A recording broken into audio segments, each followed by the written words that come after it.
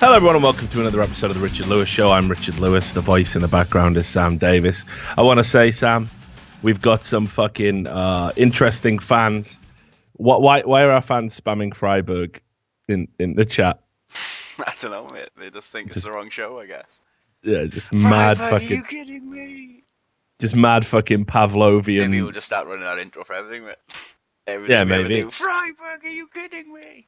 So it's a good intro, actually. I always did like that one. I didn't make it, Although, to be fair. My personal favourite is the make Trash Talk one. Oh, no, I did make this one. I forgot. I didn't make the old one. I did make this intro. Yeah, well, this one for the show. You made this one? made, yeah. I made the new BTN one, but I took the audio from the one I didn't make. And the audio is probably the hardest part, to be fair, so I wouldn't take full credit for that. Good job. But Trash Talk hands down the favourite for me. Trash Talk, did I make? I don't know. Yeah. I think I did make we need to bring it back. So dickheads can spam Freiburg. Freiburg. So anyway, Sam, you're away to Amsterdam in a couple of days. Indeed. A place that you always visit for reasons. I don't know why you go there so much. It's not really. even completely the weed and the drugs, right? It's just the vibe, right? Because I don't know, Amsterdam's kind of like a place where a lot of like failed artists and musicians go. So like, there's like a lot of jazz bars there, and you go and there's people like drinking whiskey in a corner. You know what I mean? It's just there's a lot of character around there, and also the green's tremendous. Obviously, it's obviously tremendous. Yeah. Look, I think it just sums up like Amsterdam to me is what like a normal city should be like, right? It's just what a normal city should be like. It's got bars, it's got character, it's got culture. Yeah. You can go buy some weed. You can go get a bit of food, pancakes, whatever you need, mate.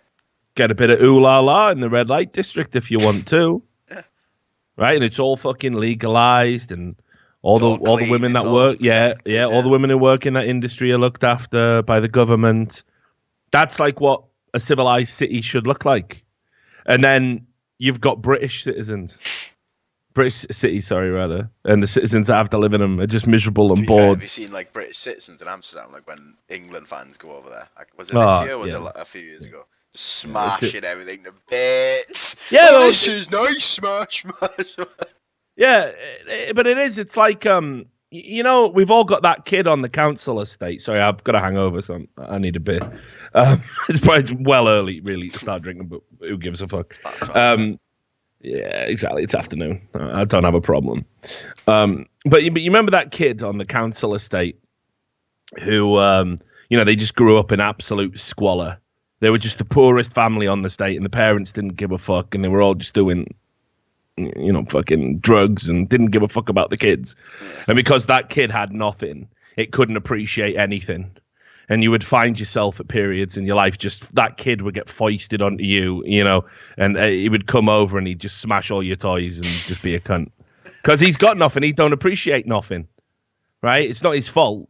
He's the victim, but he also makes you a victim because he smashes up all your shit, right? Now that is British people when they go abroad. That is British people when they go abroad, mate. They fucking take a look. So when they go to Greece, oh yeah, it's lovely round here, right? I'm gonna fuck my girlfriend in a skip, shit on the beach. Just like, guys, like, it's not gonna stay nice, is it? If you fucking do that, you fucking headers. And then it's like they go back and they tell all their mates. And they go, it's fucking great out there in Kavos. You want to get over there? It's great on the Isle of Kos. You want to go there? It's great in Crete. It's great in Athens. And before you know it, these places are just overrun with fucking red-faced cunts. Just morons burning their face off to the point where they're fucking delirious. Handkerchiefs on their head. England, England, England. Like, fucking beam me up, mate. I hate British people. I really do. I don't give a fuck. Just bereft of any culture anymore. Like, no one... It's like it's just been this slow, steady fucking decline from where we were to what we are now. Just fighting in the streets. People in Wrexham just shitting in the streets. It's mental, mate. It's mental. It's unacceptable. Get out. That's what the film Get Out is about for me. What, getting out of Wrexham? Yeah, that's what it's really about. There's shit everywhere. Sure, there's this other probable subtext about liberal fetishization of black people. But actually, it's about getting out of Britain, isn't it? Because it's garbage. It's so bad. Anyway, the point of all of this, Sam, have a good time in Amsterdam. Don't be one of those guys. I know you're not one of those guys. No, you're a decent sort, right? Nice. But here's what I wanted to do today, because the last show, right, we did 3 hours talking about the state of modern journalism and the culture war and politics and that bullshit. And I can't be arsed doing that today, mate. I'm sure our viewers, like you got a spoonful of sugar helps the medicine go down. So we're going to come out, right, and we'll hit them with some other shit. I was plowing through the stories, mate. Some of the headlines I went through today when I was thinking about what to do for a show just made me fucking retch. Just fucking spewing in my mouth. I was like, I can't do this to my audience anymore. Stories about people getting gunned down by the police and then awarded fucking $4 compensation. There was a doctor who got filmed dancing around a fucking table while a patient went into cardiac arrest and got fucking brain damage. It's just it's just like, I can't do it today. Not today. We'll deal with that. We'll come back to the sewer that is the human race. We'll come back to that. But today I just want to have some banter. I just want to have a laugh. So we're just gonna do it. We're just gonna do a stupid show, just full of goofy shit. Sounds ideal, mate. I will say for the goofy shit.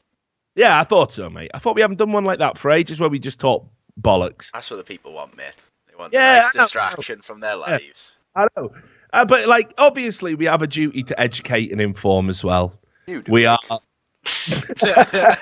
ain't got no duties. I have 0 duties. Yeah, just as fucking well, though, right? Just as fucking well. You got no duties, mate. Right. Wade Boggs goes down smooth. So, I just picked out the funniest stories that I could. And then we'll also be talking about Tariq Nasheed, which is a fucking comedy just unto itself.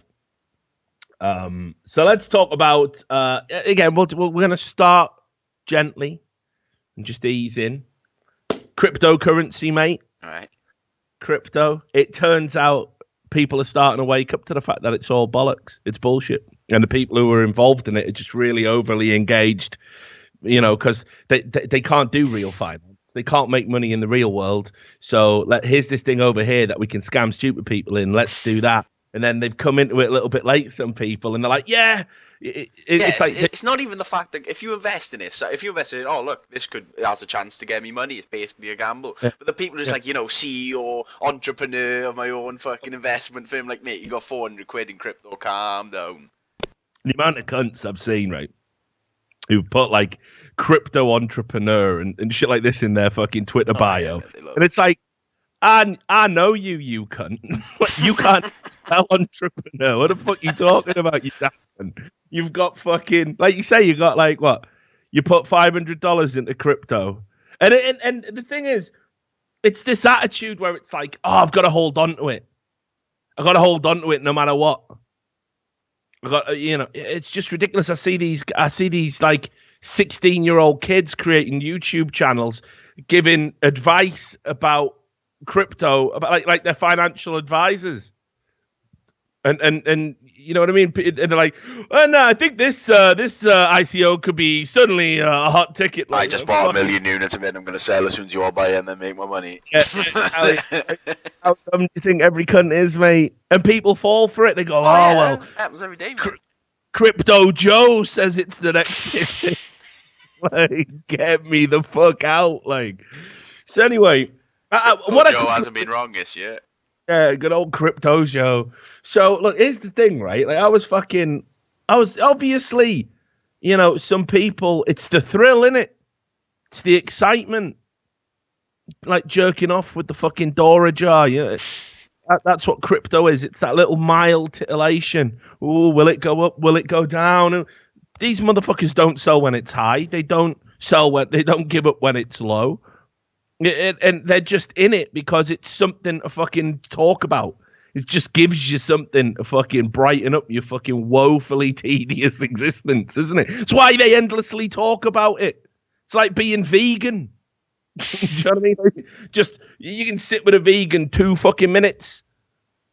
Boom. They'll bring it up. Vegan, by the way. Yeah, same with people in the territorial army. Yeah, bring it up. When I were in TAs, fuck, you know. What is that? Just like reserves? People who stay at home? The TAs is basically like fucking what Dad's army. No, like basically the TAs, it's the territorial army. It means if you get fucking invaded, yeah, your backup, your last call. Yeah, you are literally, if for some reason they come to your town, go get some sticks or whatever and have a good go. I got a bucket of rocks, boys. Get ready to launch them. And as people have been on the TAs, and it's fucking, you know, they fucking go in. It's just weekend warrior bullshit. They think they're in the actual army because they spent a weekend running around Brecon Beacons with fucking twigs in there. You know, like, no, mate. It's a bit different out there in Iraq, right? It's a bit different. No cunt's going to fucking shoot you. Only thing you got to worry about when you're in the Brecon Beacons is the beast of Baglan coming to fucking get you. You know? Bored to death. Yeah, or just bored to death. You know, you slip on a bit of moss and roll your ankle. Fuck that. Leave me. Leave me. It's just ridiculous. Save yourselves. So anyway, the fucking TAs, it's just, you know, they're embarrassing as well. But like Bitcoin people and crypto people are just like that. So I saw this story, and I thought this is just hilarious. In Scotland, right? They've opened up a center to treat cryptocurrency addicts. Right, here it is. This is reported on Sky News, and I can't imagine what kind of loser you have to be, because they're treating it like you're a gambling addict, right? Basically, which I guess it tells you all you need to know about crypto, right there, doesn't it? But it's like, these people, they keep investing, and it's like gambling. It's like cocaine. They get a high because of the risk of the fluctuating cryptocurrency market. So there's now a center to treat people addicted to crypto. Mental, innit? I mean, the thing is as well, it's like, if you've ever been around like gambling addicts or drug addicts or alcoholics or any other form of addict, right? The stories will always just be like, that's a bit rough, mate. You know, there'll be some guy there hunched over, smoking a roll up, yellow fingers, and I smashed my child's piggy bank. He'd been saving up some money for a dialysis machine for his mum, and I took the money and I bet it all on black. And it came up red. Lost it all. My wife's dead now. Died of kidney failure. I always think about what would happen if I hadn't smashed that piggy bank. Or if I bet on red. Yeah, mainly that. If I had that money back now, I'd put it all back on red, son. Mostly that. But, like, you know, you hear these awful fucking stories. Yeah, these awful fucking stories when you're around. Like, I've explained how I've heard these directly because I used to be friends with a fucking. His official title was a Doctor of Divinity. Long story. What does that even mean? Right, listen, mate. Is that some sort of like Kama Sutra title, isn't it? I used to know this fella called Simon in Birmingham, and he used to run like a community church in the Unitarian movement, right. And he was a Doctor of Divinity was his official title or something. He was a wild motherfucker. I miss him. It was like a religious title. Yeah, not like Archbishop, but he was a divine doctor. Yeah, like, but because it's like the Unitarian Church or something, it's not like officially recognized. I don't know. So anyway, his official title was a Doctor of Divinity, and he used to run a local community center. And I used to go sit in the back of his room, you know, and have a or whatever. But the community center would be like used for these addiction meetups and stuff. So, you know, I'd be going out there, like putting out a few plates of biscuits and having a few biscuits, obviously. You would just hear the madness, like the absolute horrifying stories of crippling addiction. But it is not the same, okay, when you hear, so I saw a shitcoin with Spike. It's just not the same, is it? You know, you're never going to see that guy with the yellow fingers. They told me to invest in Bitcoin with 3 eyes. Steven Seagal had just said it was big. How would the man in Hard to Kill tell a lie? I went all in, lost my house. Then my wife had a bloody kidney failure, didn't she? You know? Luckily for me, the next week I won the lottery. 35 grand cash in hand. Straight into Ladbrokes. Lost it all on that one horse. It said 30 to 1 odds were too big. I didn't trust them. It's cold. It's so fucking dumb, isn't it? But like, just the idea of people on crypto telling those kind of stories. The people who invest in crypto generally are sort of middle class, like people with a bit of money to spend anyway, internet savvy, tech savvy, think they're smarter than they actually are. Yeah. And it's just not. I can't sympathize with that. I'm sorry. I've got compassion. I am a compassionate man after all, Sam. But not that. Right, now while we're talking about scams, this one, you're going to fucking love this, mate. So we know, obviously, that when you think about places where there are scams, and in particular big sort of scam operations, you think often places that have, you know, what you would categorize as third world, places that have disparity of wealth problems, people that have corrupt police, countries like this. And, you know, Nigeria is an example. It's a country that has tremendous wealth, but it doesn't necessarily trickle down to the people. So the people that don't get a share of that wealth find other ways to make money, which includes, you know, email scams. We all know about the Nigerian prince. My mate Mick, he got fucking scammed by a Nigerian guy on eBay. Did he? Yeah, he was selling him a mobile phone. And the guy was like, I'm not going to pay you until you send the phone. He felt like one of the mad oldest tricks in the book. But the guy had made up some mad story about how you can't get this particular brand of phone in Nigeria. And he said it was a present for his brother. So he had Mick's fucking eyes out. He said, "Can you put it in a gift? Can you wrap it up, like, and put a fucking bow in it and all this?" Like, Mick was a bit grating around the gills, you know. He only lived out of home a couple of years or something when this happened. So he fucking went out and like literally wrapped it up. It was nice as fuck, like big bow on it, shiny box. Sent it out to Nigeria. Scam. Never saw a fucking penny of that. He was on Facebook fucking telling the guy. He tracked him down and it blew his mind that he'd been scammed. I was like, just let it go. Like, he said, I fucking wrapped that phone up so nice for him. And he scammed me like that. And he fucking hunted him down on Facebook, found him. Like, fuck it, was messaging him. This guy was just taking pictures with his phone. Legend, man. Anyway. He's been done. Like, so scamming, right? I couldn't believe this. I thought this was fucking brilliant. So this was in India, and they basically, a couple of entrepreneurial scammers from India were able to con a businessman out of 14 million rupees, which is about 157,000 pounds. And he said, and what they did was they told him that it had special copper plates that would attract rice grains and would fix his farming problems. And what they did is they attended this meeting and pretended to be from NASA, and that was what credibility. But here's the thing, mate. They obviously thought in their minds, like, oh, we need to look like we're from NASA, so how do people from NASA dress?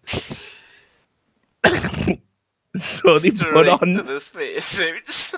Put on spacesuits, man. They were put on fucking spacesuits to prove they were from NASA. It's fucking mental. And they went and had this meeting, like making fucking noises. There's a video of them walking, mate. Yeah, it's mad. Like, oh, it's so mental. Look at him. Just Oh. there being caught. Yeah. And the guy, like, obviously thought they were legit because he, didn't know any different. Did he suspect someone as soon as he came in spacesuits? I was like, well, fuck it. They've got spacesuits. They must be legit. So, yeah. They basically fucking absolutely rinsed him. And, yeah, they got caught, though, fortunately. And now they won't be wearing spacesuits where they're going. Jumpsuits, I think it's called. I thought it was fucking brilliant, mate. It looks like the top was made out of tin foil. Yeah. It was, I think. Then, while we're also talking about scams, I saw this, and this is just outrageous. On the one hand, it's predatory, sure. On the other hand, who the fuck is buying this, right? There was a doctor, right? And he had a license to be a doctor, obviously, because you need one. You can't just be a doctor. And he claimed to have that he could make audio files, which he called e-remedies, and he sold them. Right now, you're gonna say, but this isn't that weird, Richard. This is like normal, isn't it? They sell you, sound waves that can make you feel happy, or types of music that can reduce stress, or hypnotism stuff so you quit smoking, right? That's normal. Nah, this cunt claimed that his e-remedies, his audio files, could cure Ebola. I don't know about that. Gonna bass it out, like. Yeah.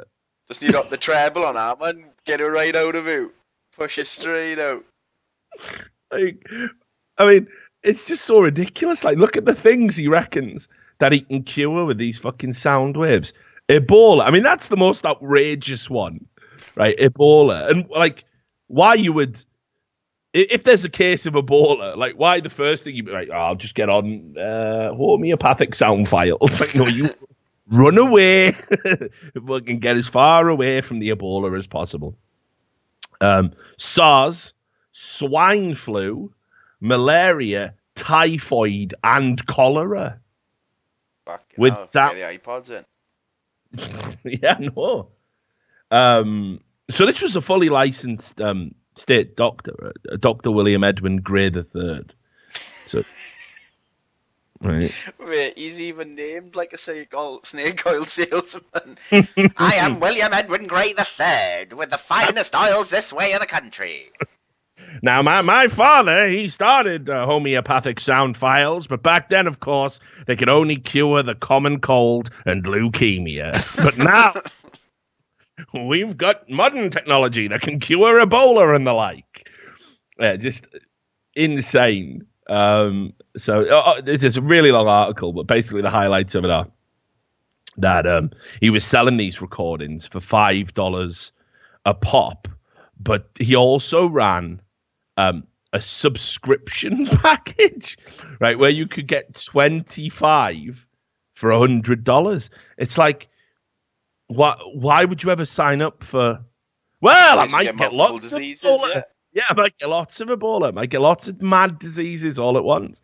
I'll sign up for that. Different sound waves, isn't it, mate? I need different sound waves to get rid of swine flu. Can't do the same for Ebola. Different fucking wave file, mate. And at least he isn't mad. Like, $5 at least isn't to the point where, fuck, this guy is robbing people to the point where they're bankrupt. Know what I mean? At least he's not ruining people's lives. Like, he is taking money for nothing, but at least it's, a max $100. And I don't think anyone with Ebola has actually bought. Yeah. Because, I mean, not that we know, because they'll be dead, but I think we would have heard about another outbreak of Ebola in America. I think that would be considered a big deal. And if you think a sound wave can cure any of those diseases and you buy it $5, I almost think you kind of deserve to lose $5 even if it don't work, you know what I mean? Oh, I thought you were going to say you kind of deserve to die. No. Not that aggro. Just lose the $5. What's funny about it as well is that the homeopaths, even distant, like homeopathy's the biggest load of bullshit. Watered down shit, mate. Talked about that a lot on this podcast whenever it comes up. But for those that said, right? Yeah, for those that don't know how what homeopathy is you basically it believes that first of all you treat an illness by taking a substance that induces the symptoms of the illness. So, for example, if the symptom is a rash, then nettles give you a rash, so we will take some nettle, right? Then what they do is they take the substance they identify for the symptom and they take the essence of it and then they place like a tiny microscopic amount, like literally one molecule, into a pot of water.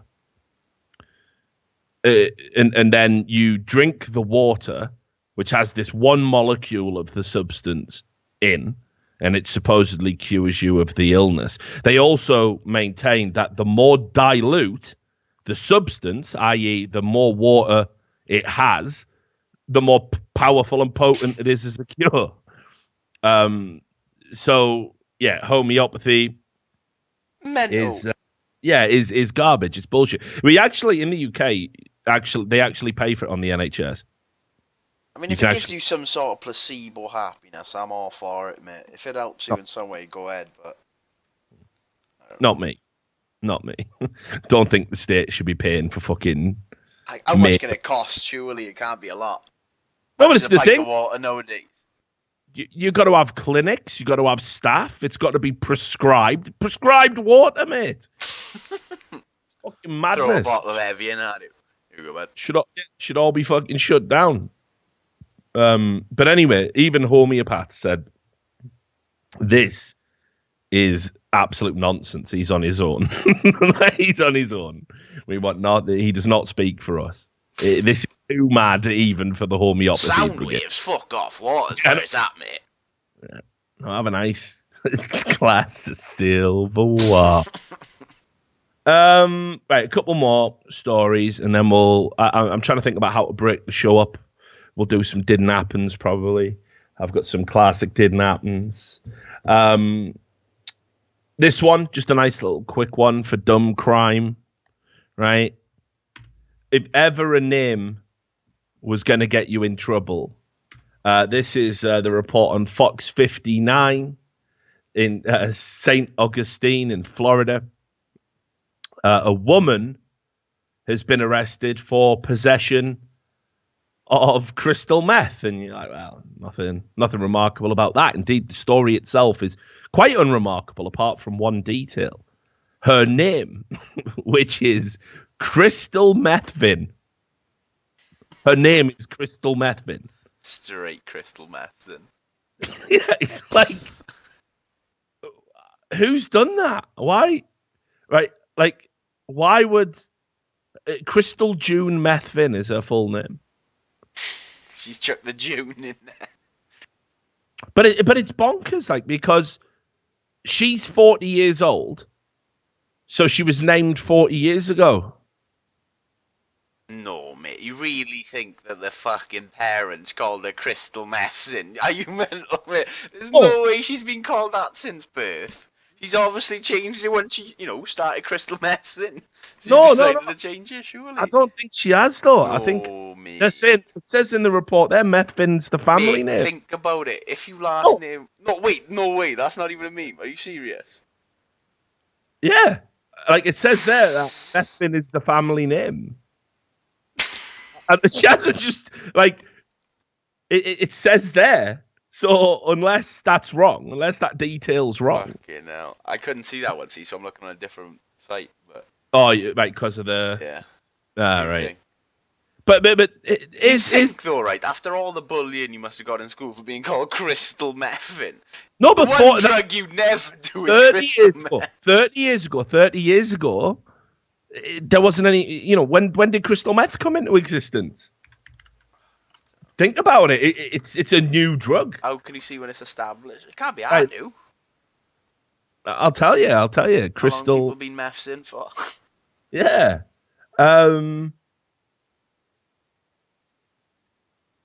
So because give me a year. I'm looking at because it used to be FDA approved to treat obesity in America. I'll give you a spark, mate. I'll get you running. But the pounds are just dropping off. Wow, why is that? I've been eating for days and all my teeth have fell out. My teeth weighed at least 2 pounds. I mean, because methamphetamines have been around for like over 100 years, but the name crystal meth I'm sure it's relatively new. I don't think it would have had a cultural reference point 30 years ago. I think if you were called crystal meth, is that? What does Snoop say?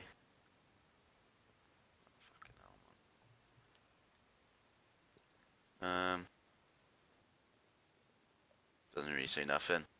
I put it this way: I grew up right in the 80s, and I remember when crack came out, and everyone was talking about crack. Waiting in line for a midnight release, like. Well, no, because obviously I lived in Britain, so no one had crack in Britain back then. It's like we get everything America has just 10 years later, So nobody had crack in the 80s. But I remember it being on the news when I was a kid, when it first started becoming the drug phenomenon, late 80s, early 90s, And they were showing like videos of like people who were supposedly addicted to crack, and it was like people like singing and clapping their hands and doing the thing for the fucking Three Stooges. Yeah. Now you think if crystal meth had been around, it would have had it would have been mentioned. So I want to get to the bottom of this crystal meth thing now. I'm gonna dig into her, find out more about her, but I just thought, like, if that is her real name and she's had it all her life, that's mental. It's like it's almost as if she was destined. Yeah, I know. Fate, man. Smoking rock in the back of someone's car. Right, okay, one more story and then we'll get into some didn't happens. Or do you reckon it's the other way around? Or do you reckon because she was born and her name was Crystal Meth, and then afterwards a drug came out called Crystal Meth, she was like, I have to become a fucking meth addict, obviously, because it's written in my fucking life. Imagine if there was a drug called Sammy Davis. Oh, mate, I'd be smashing. I don't know, though. It depends what it was. I wouldn't be smashing in no questions asked. I'd be like, whoa. Side effects, symptoms, fucking lifespan. Right, I reckon if it was a drug called Sammy Davis, it would turn you into a babbling idiot and make you laugh uncontrollably. Sounds huge. Count me in for 3. Sounds huge. Yeah. Give me a pint of that drive. Right, so anyway, here's the story. You'll like this one, especially because you got to fly soon. Planes, mate. Fuck this. I'm grounded now. I think I just don't want to fly in ever again. This one, right, is off the airlive.net, which basically is a publication that sort of collates all of stories pertaining to flying. Good and bad, obviously. And there was a Transavia flight, which was flying out from Amsterdam and was going to Gran Canaria, people on their holidays. And there was a guy in it who smelt so bad. He had such bad body odor. People were fainting and vomiting on themselves. Now. And they had to divert the flight. Your BO's caused the fucking flight to ground. Can you imagine it? Taking shit out of the sky, mate. Can you fucking imagine it? Like, the crew tried to quarantine him in the toilet. Yeah, trying to throwing him in there like an animal. Get in there, fucking get out, smelly freak. Lock him in. He's quarantined. We need to get down, land the fucking plane. Spraying links all around the fucking crease of the door. Shh. That is so bad, isn't it? Fuck, you know. It's a biological attack.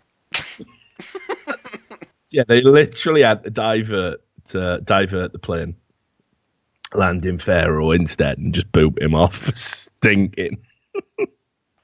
Here's the thing, like, why hasn't someone said to him before he gets on the plane? Is he flying alone?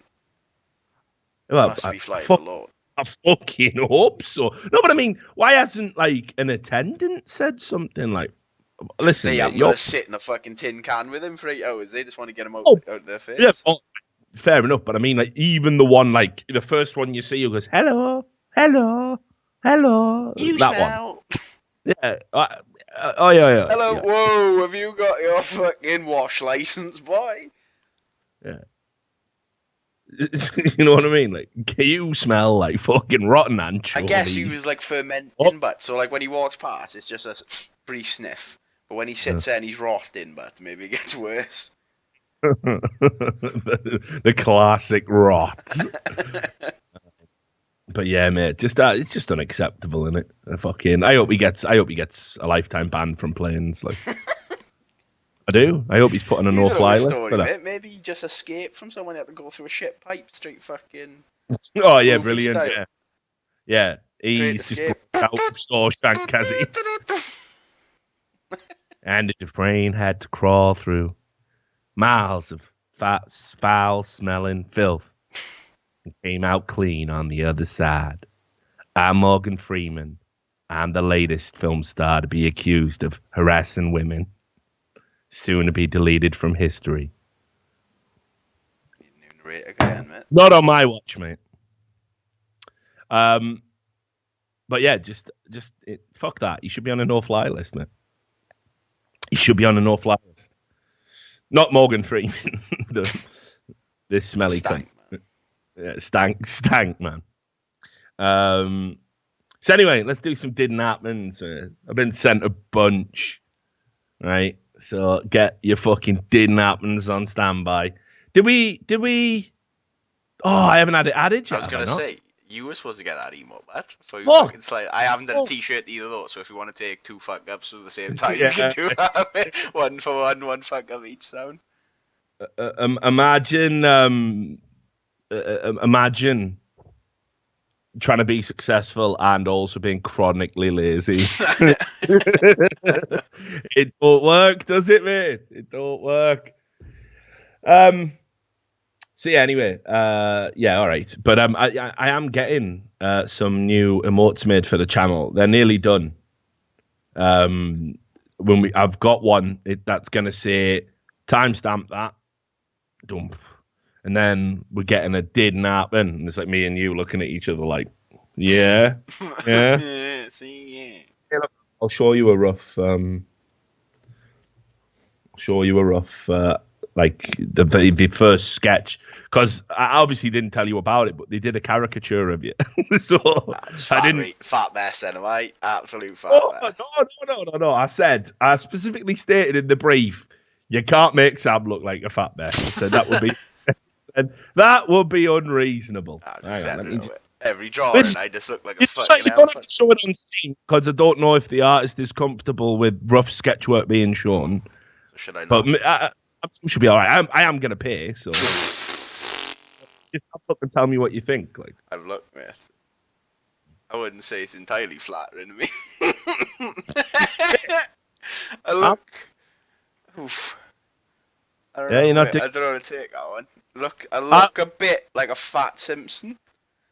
Yeah, I like the fact that you haven't look how big my double chin is. That's outrageous, mate. No, that's not a double chin. That's a bum chin. Oh, well, I haven't got one of those. Yeah, you have. I haven't got a bum chin. I've got a bit of a bum chin. I ain't. I got a fucking flat chin. Yeah, I'm feeling him right now. Rubbing him. Yeah. Flat as a fucking... Ah, that's alright, yeah. I thought it was a double chin because I didn't know it was big. That's alright, that is, that's right. Yeah, it's good, isn't it? I got a chin strap, right? See it, like... It's on your picture. I'm looking at where you look like a bit like... I think that's just where my beard splits. That picture where you look a bit like Teen Wolf's dad. Which one that one is? Right, this guy. Let's see. Chat love the fucking ASMR. Nice little beard rub. This is Teen Wolf's dad, right? All right. You can bring this up for some comparison. That's Teen Wolf's dad.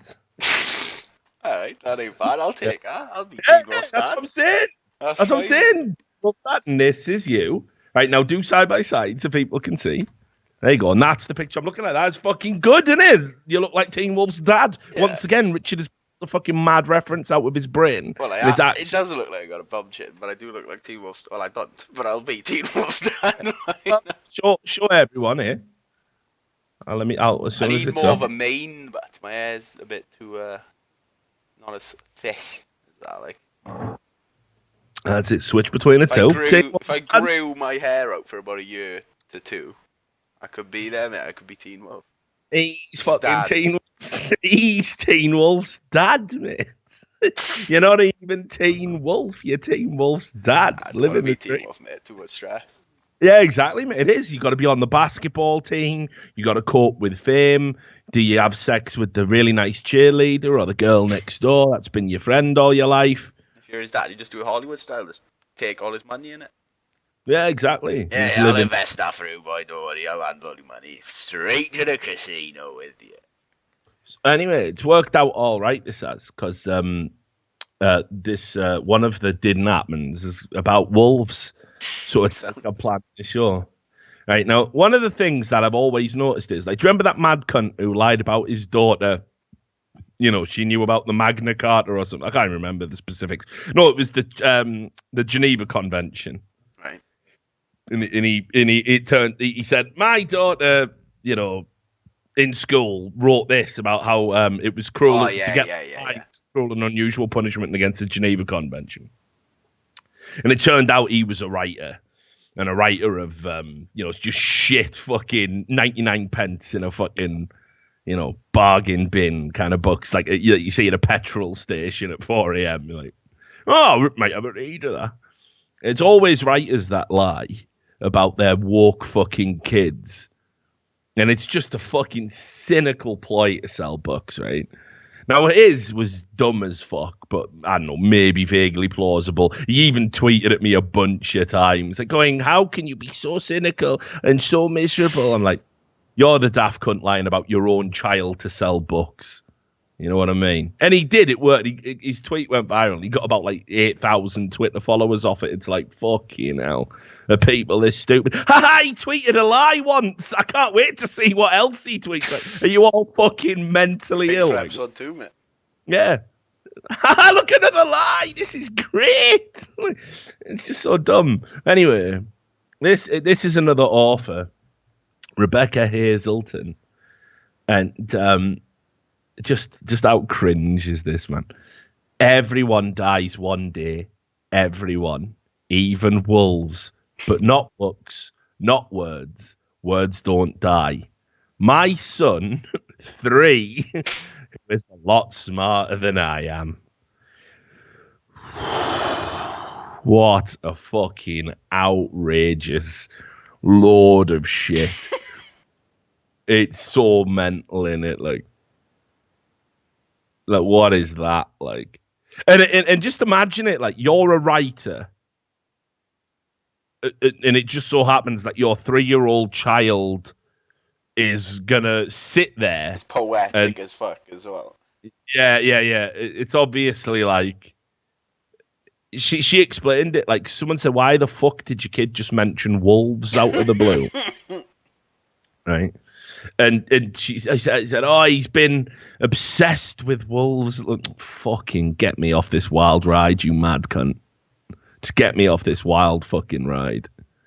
And so your 3-year-old kid is espousing to you, who happens to be a writer, the virtues of the written word and how they last forever. Nah, that's a fucking didn't happen, innit? That's a massive didn't happen.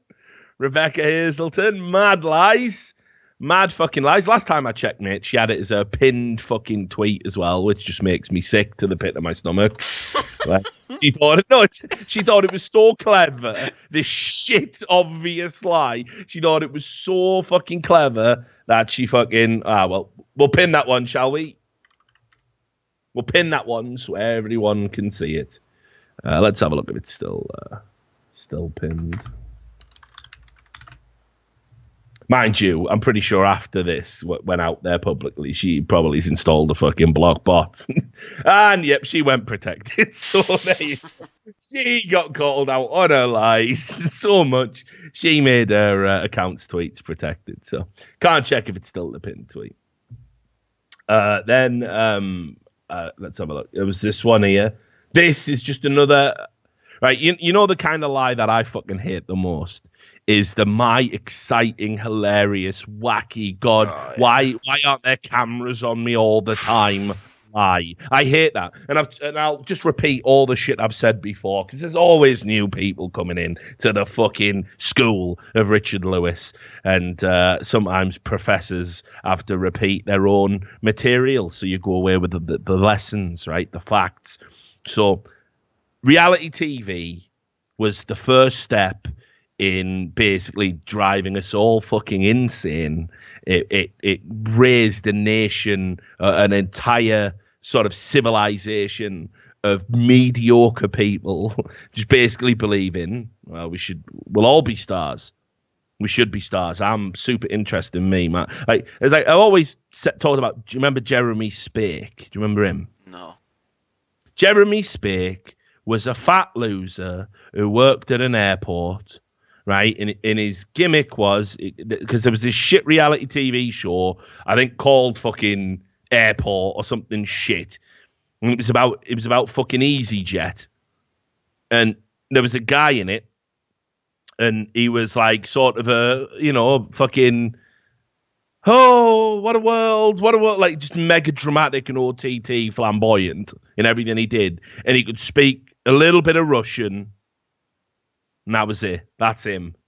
Right, so in other words, he's just a cunt who works at an airport who got the job, probably because he can speak a bit of Russian. So if you get a Russian passenger, he can sort a situation out. That's it. Yeah. He was doing the rounds. He's on fucking game shows. He's doing celebrity squares. He's doing interviews with fucking Parkinson. Like, who's this cunt? He's just a cunt who works at an airport. Why do I know his name? Why is it still here 20 years later or whatever the fuck? I still remember fucking Pete from Big Brother, but remember Pete, the wacky guy who won? I don't know why I know his fucking name either. It's mad, isn't it? Jeremy fucking Spake, mate. He's called on his wiki. First of all, he works in an airport just as a guy who gets you from ear to your seat. And he's got a Wikipedia page. He's got a fucking Wikipedia page. This is reality TV. This is how fucked it is. Jeremy Spake, airport worker. He's not listed as cunt who works in an airport. Says here he's a British television personality. He's not, though, is he? He's no, mate. No, but he's not. He's a fluent Russian speaker as well, mate. That would be like me saying I'm a television personality. Mate, he got an honorary doctorate from Colchester Institute in 2014. Yeah, because let's be real, right? The only other thing that Colchester is famous for is using anal sex as a form of birth control. You must know that one, the Colchester condom. I didn't hear it called that before. No. Yeah, the Colchester condom. Obviously, they're going to give out an honorary fucking degree to fucking Jeremy Spake. What a like, it's like fucking hell. What can he do? He can speak Russian. Get him in. All we're famous for is doing people up the arse. We gotta fix this. Who have we got? Anyone famous? Nah. Football team? Not really. Get me Jeremy Spake. Right here, look. Type it in. Colchester. He's written 2 books, mate. Jeremy's Airport. It's not your airport, Jer. Calm down, Jeremy, mate. It's not yours, Jez. You just sit in the boys' dough. It's in Urban Dictionary, so it must be real, Sam. It must be real. Right? It's in Urban Dictionary, so it's real. The Colchester condom, anal sex, a method of birth control where insemination is avoided by putting your wang up the wrong'un. That's what it says there. So, Colchester condom. Richard knows. There ain't a slang term invented, I don't know. Except all them cool ones the kids today use, but, the good ones, I know them. So anyway, reality TV basically just made a bunch of mediocre motherfuckers famous, and that had the knock-on effect of people going, because people have been saying it for years before reality television. Oh, someone should film me. Ooh, my life. Ooh. Like, fucking get me off. Like, you must have talked to people like that. Oh yeah, I've heard that. Yeah, you know what I mean? Like, just, oh, my life's so mad. Hey, they should make a bloody... random. My life's so random. No, it's not, is it? You're just a fucking habitual liar. Fuck off. Like, you, and I wish it was.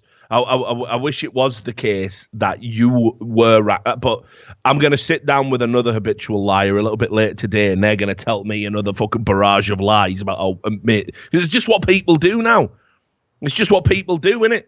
Fucking my life's garbage. What can I do? Improve it? Nah, too hard. I'll just lie. I'll just lie through my fucking teeth to everyone I meet. And it's just what it is. So anyway, that just made it worse. Having people like Jeremy Spake on television, people now thought, like, fuck it. It could actually be me. Before, it was a wild theory about how you should film me. Now it's like, no, actually film me. Film me. Look, listen to this.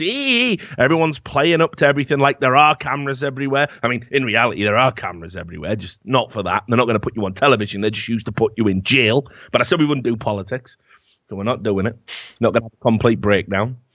But anyway, so this kind of lie is just the most tedious, annoying, just pathetic lie, because it clearly didn't happen. This couldn't have happened. There's a million reasons, Sam. Like, get your fucking detective fucking what are them things called, the fucking spy glass magnifying glass. That's it. Get your magnifying glass out, Watson, and go fucking didn't happen on this fucking shit.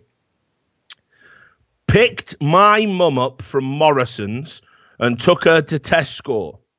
Nipped in myself for toilet. This is hard to read.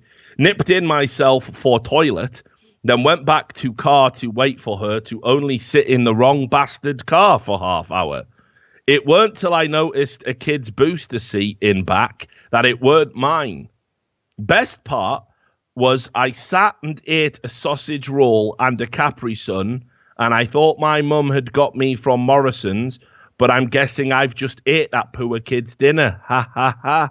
Now I've legged it back to my actual car. Oh, my God, I'm literally howling, crying laughter emoji times 4. Right, Detective Sam on the fucking case. Why is this a load of shite? Just isn't it, man?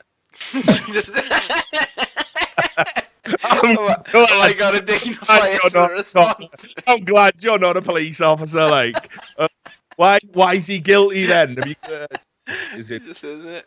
Well, I want some fucking evidence. Where's the Capri Sun rapper for a start? If we're talking about Capri Suns, where's the fucking foilie? Right, mate, I'm not talking about presenting physical evidence. I got in the wrong car, mate. Right. You might have looked the same. First of all, you know where your car's parked. So even in the fucking mad world where there's an identical car in the car park, it has to be in the identical location you parked your car. So what you're relying on for just the start of this outrageous to be true is 2 identical cars parked side by side. That can't be true though, because she said she legged it back to her car. Exactly. How you're doing it now? You're doing detective, right?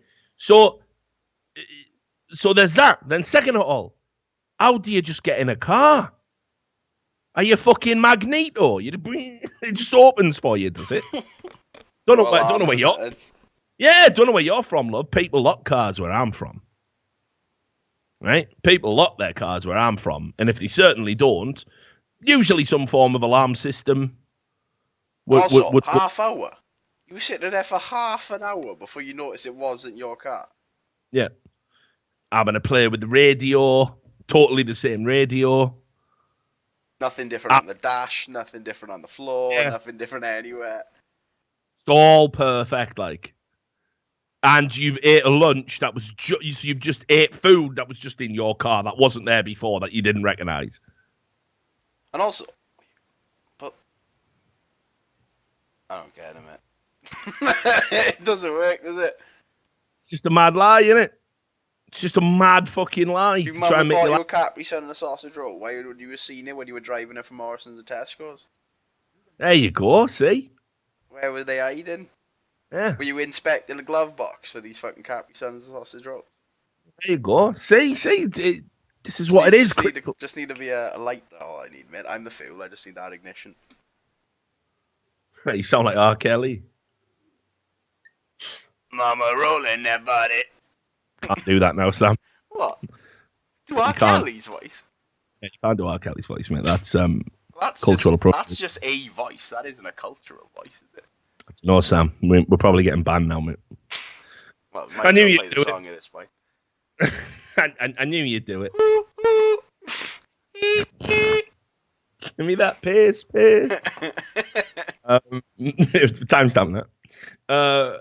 Anyway, so here's another one. One of the things that a lot of people like is Scottish Twitter. That kind of took off, didn't it? In the last 12 to 18 months, a lot of people are like, haha, look at the way Scottish people type. They type like they talk. It's unintelligible to me.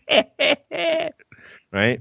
People are just dumb like that. But sometimes they're right. The Scots, they do have a great sense of humour when they're not stabbing you. They have a great sense of humour when they're not fueled by sectarian hatred. They do have a great sense of humour, don't they, the Scots? Known for it. And, obviously, I don't mind Scottish Twitter. I think Scottish Twitter kind of funny, innit?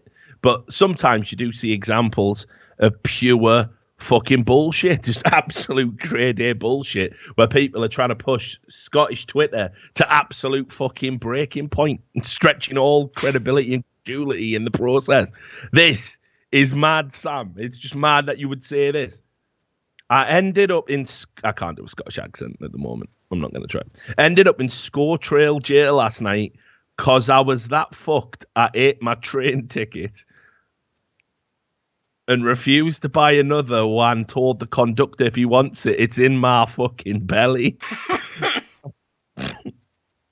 Got my one phone call and started phoning myself a lambooner.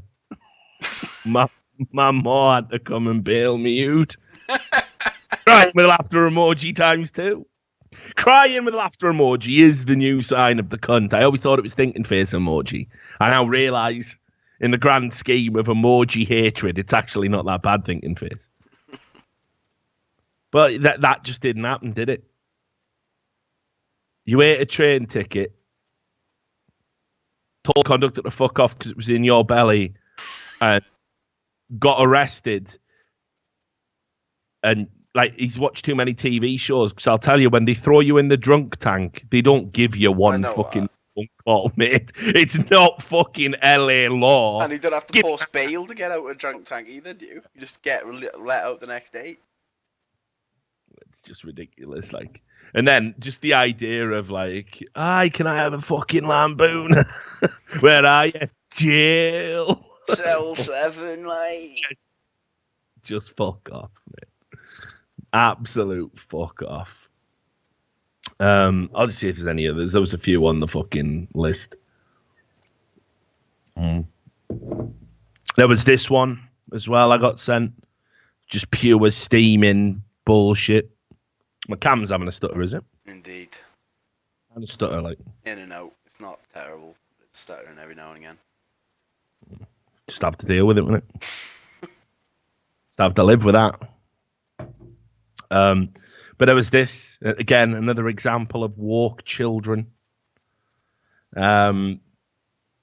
This child is a woke environmentalist. And again, get some forensic examination on this one. Found this note in the bathroom from my 10-year-old who was worried a new tube of toothpaste I picked up had plastic microbeads in it. Now, again, when I was 10, Sam, I worried about lots of things. I worried about getting bullied at school. I worried about, having the right clothes. I worried about being able to make friends. I worried about doing well in class. Things like that, right? I never worried about plastic microbeads in toothpaste. Never occurred to me. I consider myself a bright child, a precocious child. Never really got fucking worried about that. So here we go. 10-year-old kid. By the way, think about 10-year-old kids. Dear mummy. All right. Don't, crossed out, do not, underlined, use the new Oral-B toothpaste. It has microparticles in it, I think. As you know, the microparticles pollute the sea and kill the fish and, crossed out, and animals in it. That, crossed out, thank you for your consideration. Lots of love, a conservationist. Now, I'm just going to say here, Sam, if your kid is 10 and struggles with spelling the word and, probably want to look with it. They wrote and then cross it out. They wrote and again. But also consideration, conservationist, perfectly spelled, no problem. Absolute bullshit. A letter written by an adult and an adult having to think, fucking hell, what do kids do? Spell words wrong, don't they? Or actually, as well, they have to use the lines, so they make every letter the same size. I used to do that. Yeah, that's what 10-year-olds today will do, definitely. That's like something you used to do in the fucking 50s. You mad cunt. Kids don't do that now, like at school. You know? That's not how you learn cursive now. What are you talking about? Just all of it, absolute fucking garbage. I want to make a point about conservation on Twitter, but if I put a tweet out saying, do you know that Oral-B toothpaste has microparticles in it which can go in the sea and it'll kill fish, people will just ignore me. If I write a letter pretending to be my probably fictitious 10-year-old child, people will think it's adorable and retweet it, and the message will get out. This is a lie for the greater good. Aren't I smart? Imagine being an adult and sitting down in your fucking hovel of lies and doing that with your actual hand, doing that.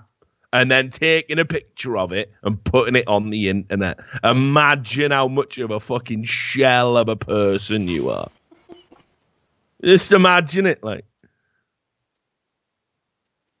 They did that. Someone did that, Sam. It's not acceptable. These people need to be stopped.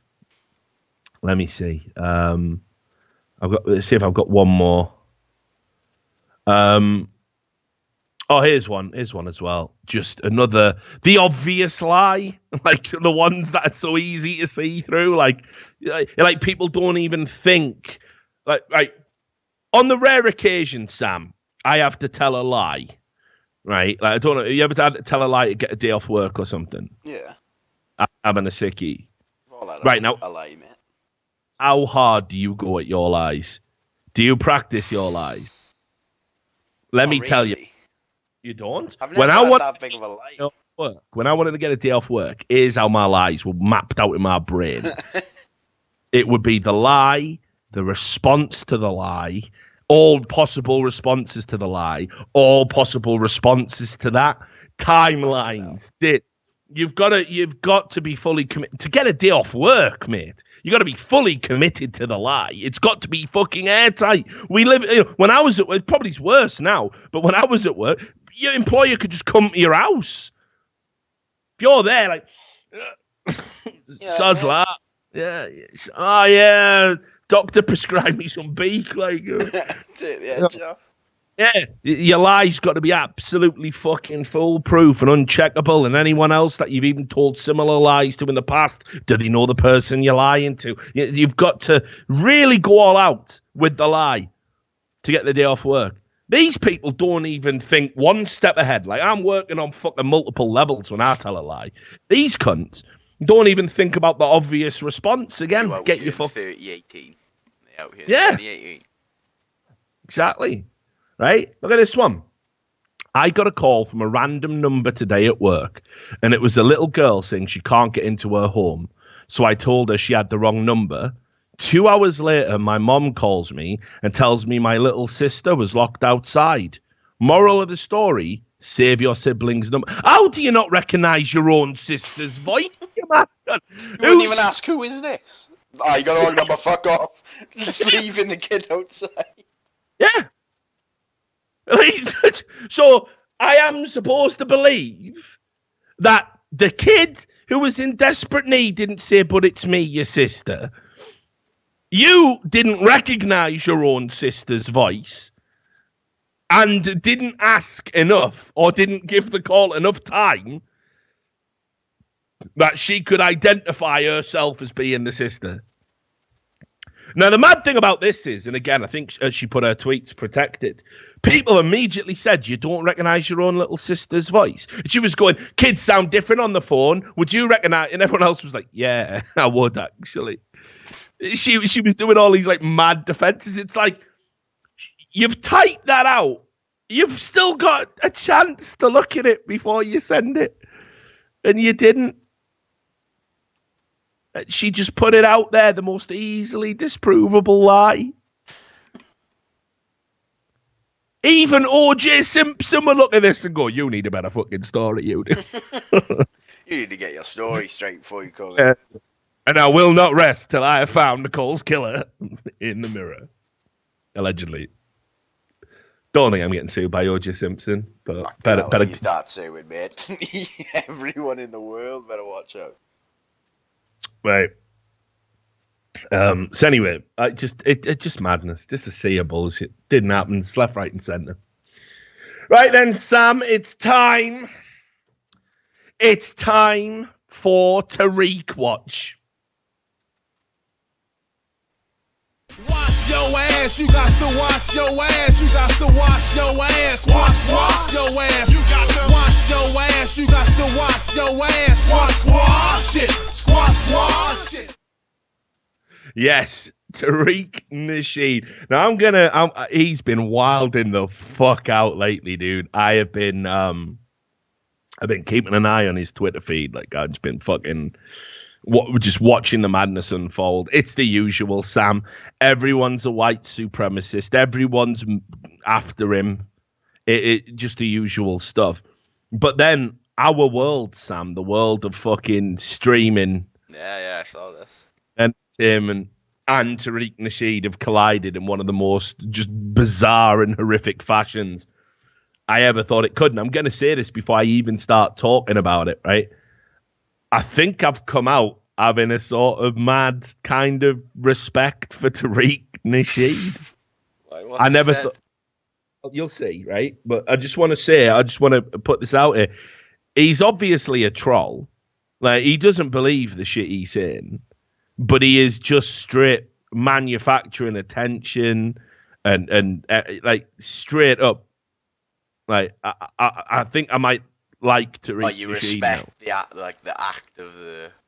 Oh, you gotta respect the fucking hustle here, but like, just everything about this situation. Like, Tariq's definitely on the fucking right side of this argument. Like, it's not even up for debate.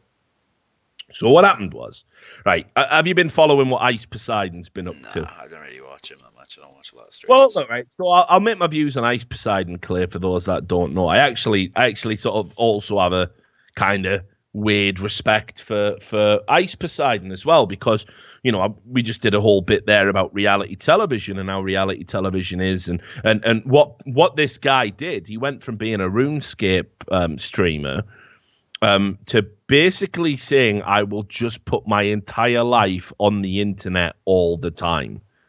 And it's like he is the sort of new wave of reality TV shows, that he's got the camera's always on him.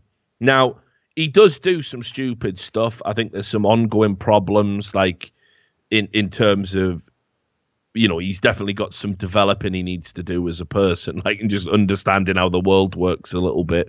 I certainly wasn't on his side while he was like trying to bait people into calling in bomb scares to airports and stuff like that. It wasn't his he can't be responsible for what people do, but you can certainly encourage people doing that mad heinous shit. And he always played up to it because he knew every time shit like that went down, he'd have the plausible deniability of saying, well, it weren't me and I didn't ask for it. But every time it also happened, he knew attention, views, hype, coverage. And so, like I say, you can respect that on one level. Like, he is willing to have his own fan base destroy his life just so he can be famous. That's how much he wants it. And occasionally he does some fucking hilarious content.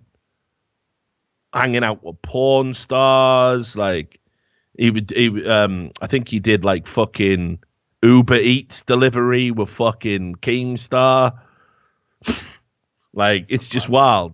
Yeah, it's banter, right? Like, I wish, and equally he's in a bit of a bind because his fan base, as we're about to demonstrate, has got this infestation of just some of the wildest characters on the internet, like just doing absolute heinous shit in his name. And I'm sure he'd much rather it would stop. But what he's afraid of, I think, for just directly saying, right, I am not, if this continues, I'm out. I'm not going to do it. Is that, first of all, I don't think it would stop. He'd just be cutting off his nose to spite his face. I think he knows that. But second of all, he doesn't know how big the percentage of his audience is. And it could be as high as 90, right? So it's always in the back of his mind. He showed how much money he was making recently on a stream, which, again, I respect the transparency. On purpose? Yeah, okay. On purpose. I thought it wasn't like a leak or something. He said people thought... I wouldn't make it on YouTube. Here's the last month I made on Twitch, and it was like $11,000 or something. And then he showed his YouTube one; it was like 50,000. Fair play. So he's creaming in the cash, right? Like, but anyway, he went on this road trip. He's doing this fucking road trip at the moment, where it's basically all of the worst kind of streamers, with the exception of Dan Kwan, who I like.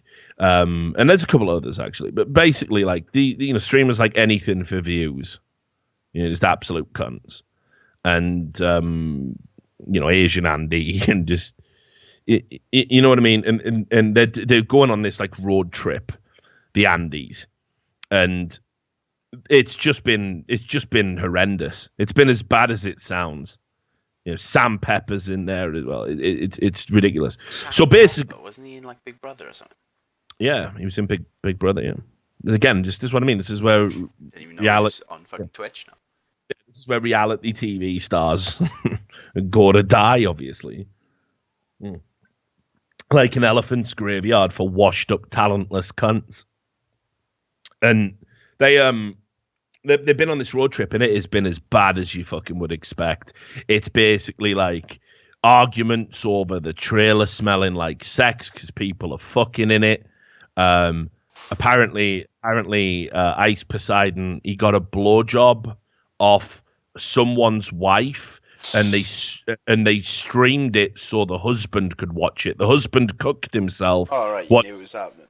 Yeah, and it was all on stream. A girl got kicked out of the trailer for some reason. Apparently, as well, I think like when Ice Poseidon jetted, some of it landed on Dan Kwan. This is what I mean, like poor Dan Kwan. The whole thing's been an omni shambles. This and is the like other old school Jackass shit, though. Basically. No, but it's not, because like the thing with Jackass was it was hermetically sealed, so it was like they were the Jackass crew and they played pranks on each other. And it was about trying to break each other down and seeing who would like crack first and stuff like that. You sign up for it, right? These people, what they do is they get wasted and go to fucking restaurants. And they fucking have been basically like making racist jokes, causing scenes. You know this shit, right? Fucking hell. I'm allergic to Ice Poseidon. So anyway, there was this clip where they were in a restaurant. And it was Asian Andy, right? They were all sat around having a chat about other pranks they could do. Hilarious content. And one of the things they were talking about doing was going to a predominantly black neighborhood, knocking on doors and trying to sell like watermelon and KFC. This is literally what he said. Right? And this is in a restaurant, right? and he's saying it loud because he wants the camera to hear his hilarious joke. And Ice Poseidon's like, oh, yeah, dude, gnarly dude, CX, like, and they're all like yucking it up and playing up to like this racial stereotype. Then some black guys overheard it, didn't they? And turns out, you know, if there's one thing I'll say about human beings, generally don't like to be racially abused, you know, especially when they're out minding their own business. And it's kind of a reasonable expectation, in my opinion. Now, the video made it up onto WorldStar, which I'll just show it to you here. And basically, I don't even know if we can play it on Twitch because of the Ice Poseidon rule. I don't think you can actually show his face on stream, which is going to make the segment fraught with peril and fraught with danger, right?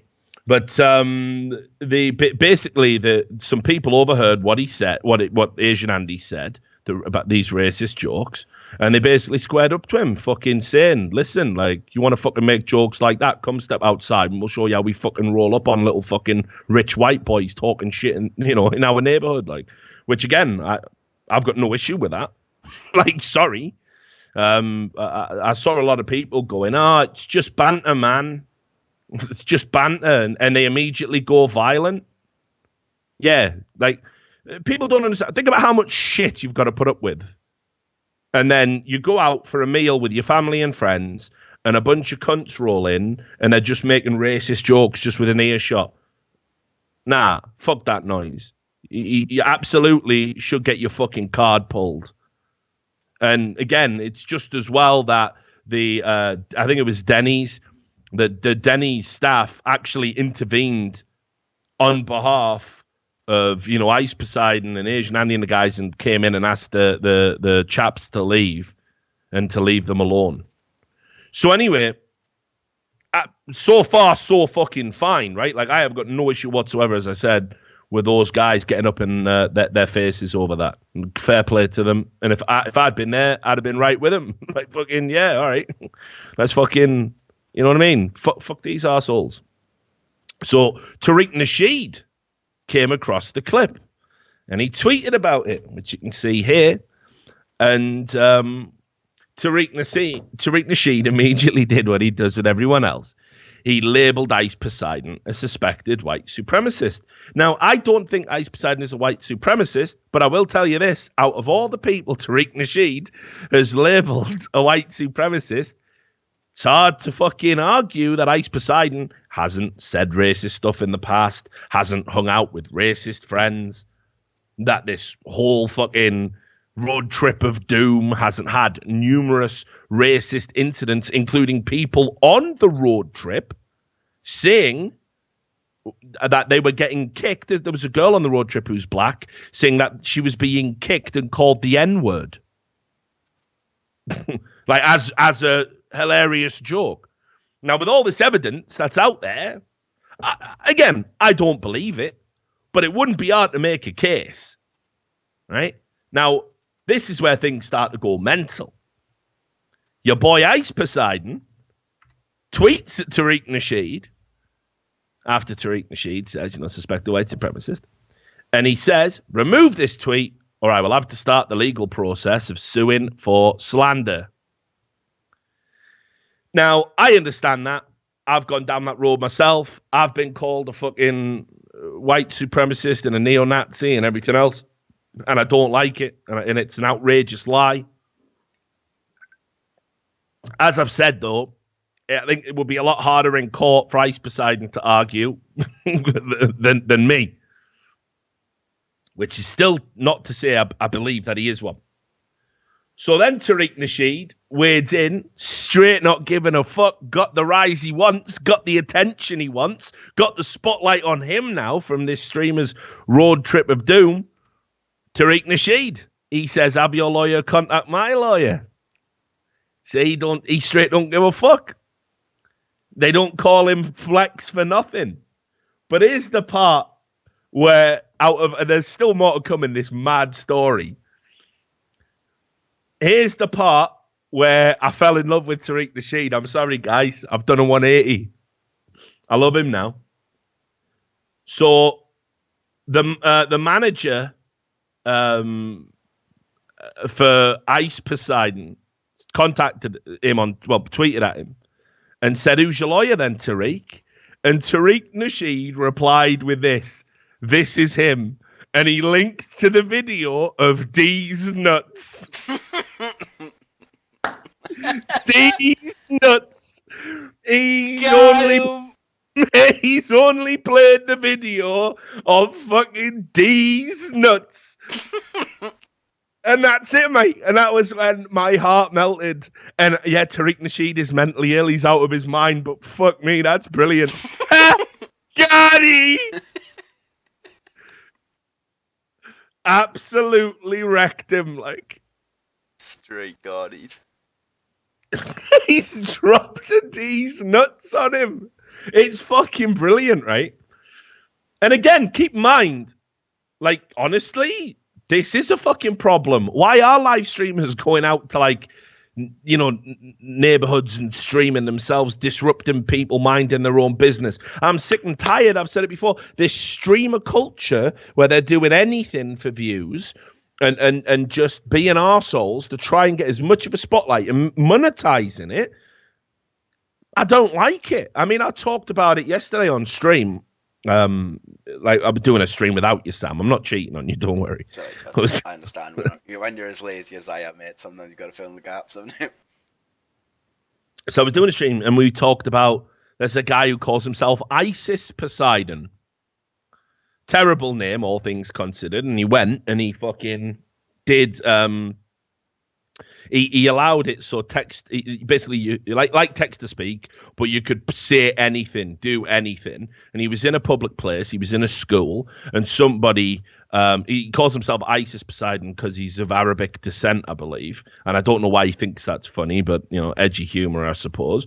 And somebody said, detonation sequence. This is what came over on his text to speak while he was playing it out loud. Detonation sequence initiated. Beep, beep, beep, beep. And everyone ran out and the school got fucking evacuated. And people were screaming, cops were called, and he was filming it going, look at that genuine reaction. But, like, he didn't realize this is really, really bad. He didn't try to stop anybody. He didn't turn off the stream. He didn't interrupt the sound file. He just played up to it. And anyway, police came. We watched the video of his arrest yesterday on the stream. I might make it into a stream highlight. And he's the luckiest motherfucker alive, by the way, because he was like going, I'm just going to get my phone, and wouldn't put his bag down. And police procedure, if you suspect someone has a bomb, is to double tap them in the head. You can't use tasers in case the muscles seize up and they press a detonator. So you have to fucking double tap him in the head. This motherfucker's lucky to be alive. Anyway, he's been arraigned on $50,000 bail today. He's facing up to 10 years in prison. Fucking hell. Well, because it's a bomb scare. It's a bomb scare in a public place. Like, it's not just a hilarious fucking prank, bro. It's really fucking bad. So you had that, and then on top of that, just as well, on this whole fucking mad RV trip of doom. I don't know. You know about Anything for Views. I mean, like, I will say this about Anything for Views. At least Anything for Views was called Anything for Views. It's a name that, you know, any of these. I know, that's his niche, right? He's edgy as fuck and he does anything and he gets naked. I've seen him do on those fucking mofo videos. Yeah, he's got a tattoo on his stomach that says fat cunt, I think. And didn't he get a tattoo of PewDiePie's face on his arse or something? I can't remember. It's hard to keep up with, like, just these people debasing themselves for money. It's really hard to keep up.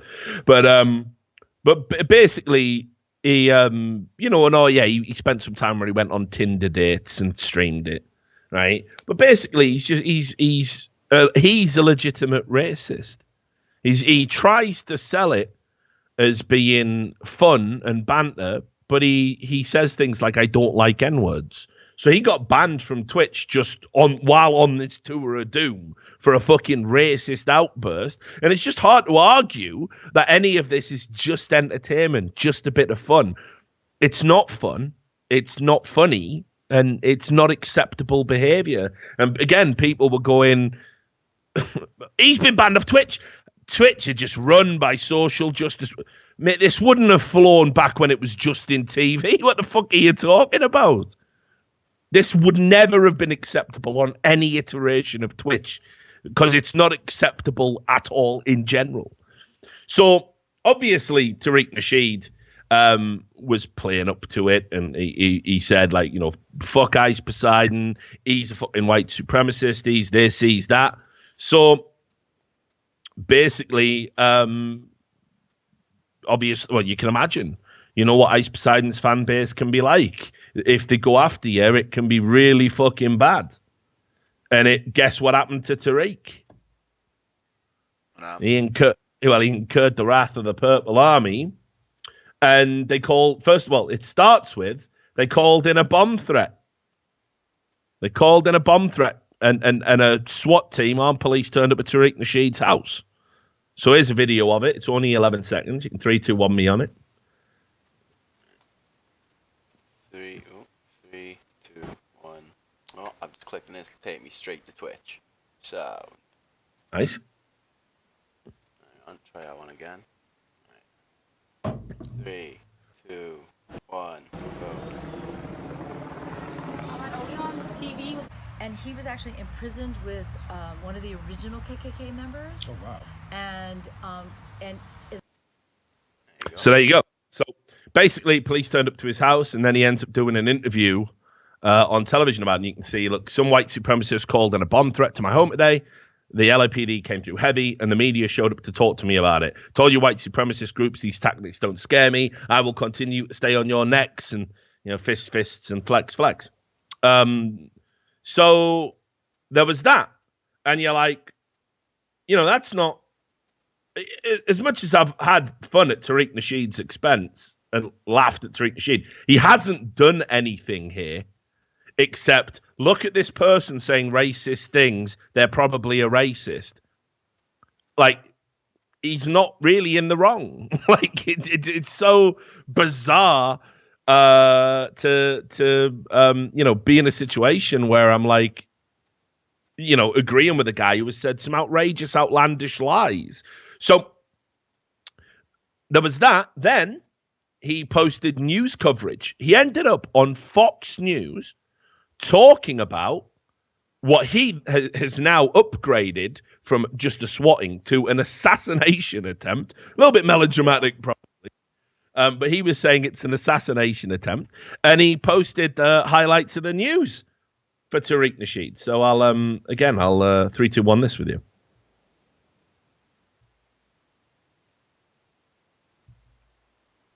Come on, Tweeder. Skyfox. Right, 3, 2, 1, go. Los Angeles police officers creeped toward the home of Tariq Nasheed. He was sound asleep when police first tried to make contact by telephone. They said, "This is the police.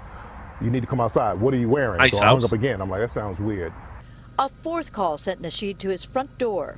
I looked out the front door, and there's people with guns pointed at me. He called the police back and was advised to go outside with his ID. They were told that there was bombs in the house, and I had my wife kidnapped and tied up, and it was just a whole thing they made up. And again, the police kind of suspected that it could have been a swatting thing. Swatting is when someone makes a false report to police, prompting an emergency response. A lot of stuff we want to talk about tonight. Nasheed is a popular figure on YouTube and has produced a series of documentaries about blacks in America. Anytime you talk about racial injustice, that's going to make you a target. Going back and Marcus Garvey, Malcolm X, Dr. King. He believes white supremacists Wastes no are time behind the comparing swatting, himself to the Malcolm same X. ones that troll him online and have sent police on false reports to his public speaking events. This, though, is the first time he's been targeted at home and involved his wife and child. Nasheed remained cool, but questions why he was handcuffed when police already suspected this was a bogus call. They were actually good guys, and I take my hat off to them. They were very professional. But what if they weren't, though? You know, that's a dangerous situation to put somebody in, especially a person, a black American, in this day and age where you can be killed with impunity. Well, he also points to an incident in Kansas earlier this year. That's when a man here in Los Angeles called swatting in Kansas, and then the man there was killed by police. Meantime, what is the penalty for swatting? It's a minor one, basically making a false report to police. And again, Nasheed said it probably should be more strict since it can put people in real jeopardy. Reporting live in Chatsworth, Susan Hirasuna, Fox 11 News. Right. Well, you can see there as well from the accompanying tweet to that footage, he tagged in the FBI and said that Ice Poseidon is a suspected racist and the FBI should investigate him and his fan base. So you think, right, well, this has gone a bit far on it now. This has all gone a bit too far. This is all a bit crazy and a bit mental. Well, it gets worse, Sam. Can you believe it? And now you're going to have to really exercise some editorial discretion here. I don't know how we're going to show this on Twitch without potentially risking some problems. So I'm going to send you the archive of what I'm going to talk about. And you can tell me how the fuck we demonstrate any of this on screen. But after the swatting threat, after the swatting threat, Buffalo Wild Wings, who I've got a lot of love for. Buffalo Wild Wings sponsored E-League. Good company. I like wings. I like sports. These are things that make me tick. We've got a Buffalo Wild Wings not far. Do like to order some wings.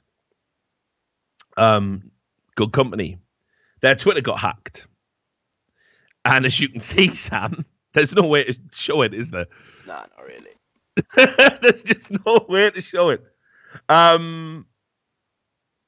Basically, the Twitter got hacked by what we can assume are Ice Poseidon fans or opposing as Ice Poseidon fans. They tweeted out a bunch of racist abuse. The funny tweet that we can maybe show is this one. I've got it archived separately. They tweeted out that the secret ingredient, what makes the wings taste nice, is Tommy's cum. I'm guessing, I don't know, maybe Tommy's friends with one of the people who hacked it, or maybe the guy who hacked it. But basically saying there's cum on your wings. But they also named Tariq Nasheed and called him the C word. That's not cunt. The other one. The other one. The one that is particularly not nice when said about black people, especially from other black people. They also referenced Madeleine McCann. I mean, it was a fucking mess. So this is where, again, Tariq Nasheed, I've got to respect his hustle, because you can see immediately what's happened there. Immediately you can see that the account's been hacked, probably as a result of the Ice Poseidon beef, and they posted some things with you. Now, Sam, you're gonna have to do a bit of coverage here. So again, I'm gonna link you here. But Tariq Nasheed tweeted out, and it's just hilarious when you think about it. He goes, "I don't know if they were hacked or not." As if Buffalo Wild Wings woke up today and said, "Do you know what our new marketing strategy should be? Absolute racism and saying we put cum in the special sauce." Oh, just give it a try. Just give it a try. What's your name again? Tommy. Give it a try, Tommy. I think this is going to work. I think this is going to be good. So Tariq Nasheed said, "I don't know if they were hacked or not." As if there was a world where they weren't hacked. And he said, "I'm still waiting on Buffalo Wild Wings to issue me an apology for this tweet about me. So far, they've been pretty quiet." Probably he's trying to figure out how the fuck it happened. And it said there, reminder that Tariq Nasheed is a racist C-word, CX in the chat, boys. So again, just playing up to it, you know. This is obviously going to make like national news. He's already just come off the national news, and now he's getting wrecked on a corporate Twitter account. So anyway, when it all got resolved and all the tweets got deleted, Buffalo Wild Wings obviously put out a statement saying it obviously wasn't us. There were terrible things. We're really sorry about it. You know, whatever.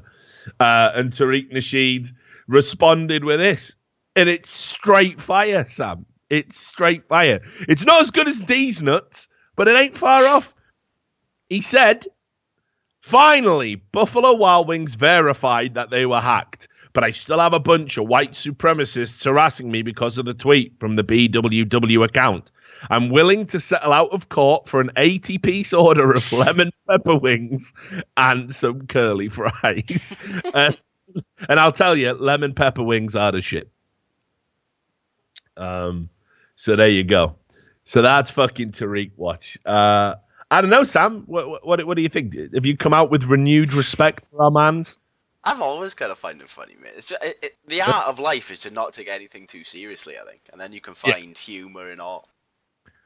Well, look, I'll say this. Like, I'll say this about Tariq Nasheed. I don't even think his politics are real. Yeah, they replied, and he did get it. By the way, he actually got his 80-piece on here. I don't think he believes what he says. I don't think he believes it. I think like a lot of people, like those Krasenstein brothers and all these other fuck-ups, that Dr. Eugene Goo, just these losers that aren't famous for anything, they quickly realize that you can get attention, make money, keep yourself in the spotlight in the news rotation by being anti-Trump and saying America is the most racist society that's ever existed, ever. And if you say these two things and repeat them often, repeat the stances often enough, good things will come to you. The hashtag resistance will support you. You'll be elevated to infamy. It's like, this is a guy who did a dating show. This is a guy who made like racist statements about Latino women and chupacabra breath and all this shit. This is a fucking guy who wanted to be a rapper, called himself K-Flex, and did a song about how you got to keep your asshole clean before you have sex. I don't think he actually believes the shit he says. And when you think about it in that context, that he's just doing it for fame and attention, it's probably not that bad. You can kind of cope with it. You can kind of find things to like about him. And he's obviously a funny motherfucker. If he wasn't batshit crazy with this nonsense, I'd definitely be on board with Tariq. He's a funny motherfucker. So yeah, you never know. Maybe one day we'll interview him, Sam. Maybe it'll happen. Just imagine that. You can dream, I'd love that. We can dream. Mate, if the Poseidon fan base keep doing this to him, he's going to be fucking the most famous person on planet Earth by the end of the year. And just to wrap up this whole segment in a neat little bow, I will say this: like, you're going to get YouTube are going to come out and ban Ice Poseidon. It must be this close now. He probably did make his own then, though, right? He's probably big enough to the point where he could have his own stream. It's still a fucking massive ball ache, and it's going to eat into your profit. It is, definitely is. Like, it's got to be this close. And it's like, again, if you are a legitimate fan of his and you're doing shit like this in his name, like, you're gonna fucking end him.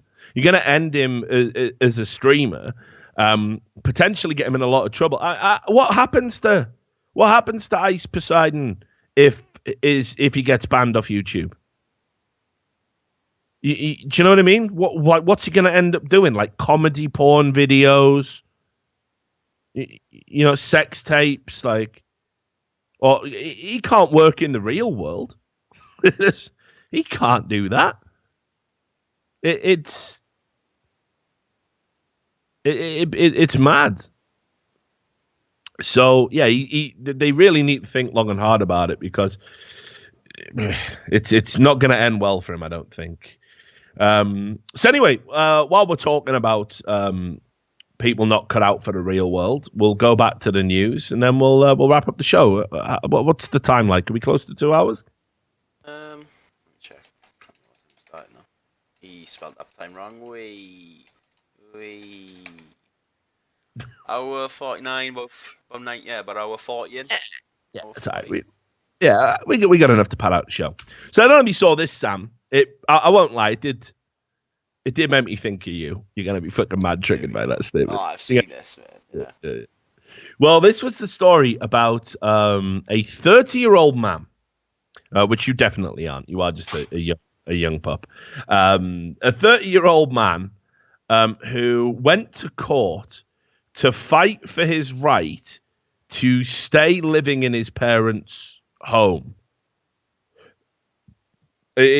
Crazy story. I don't even know how this goes to court, because in the UK it couldn't. I think it could. There's probably some mad squatters' rights, man. If you don't want to grip him and drag him out, there probably is some mad squatters' rights. I'm pretty sure they can. Like, the squatters' rights only come in if the property is vacated. Yeah, and no one else was at one point in time. I don't know. I haven't read. Maybe they went on holiday for 2 weeks in his cheesy house for life. Yeah, maybe. So anyway, this is about Michael Rotondo. Michael Rotondo, son of Mark and Christina, basically was just living at home, stereotypical 30-year-old loser, incel, virgin, whatever you want to call them. And